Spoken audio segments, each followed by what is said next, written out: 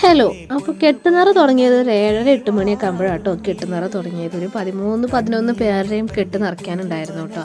2 പേരാണ് കന്നിപ്പോക്ക അല്ലാത്തൊരു, ബാക്കിയുള്ളവരൊക്കെ കന്നിപ്പോക്കായിരുന്നു. അപ്പോൾ കുറച്ച് സമയം എടുത്തു നമുക്ക് അത് നിറയ്ക്കാനൊക്കെ വേണ്ടിയിട്ടോ. അതുകൊണ്ട് തന്നെ ചായ കുടിക്കാനും നല്ല നേരം വൈകിയിരുന്നു.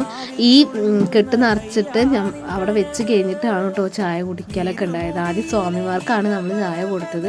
അപ്പോൾ സ്പെഷ്യലായിട്ട് ഇഡ്ഡലി സാമ്പാറായിരുന്നു, പിന്നെ ചമ്മന്തി ഉണ്ടായിരുന്നു കേട്ടോ.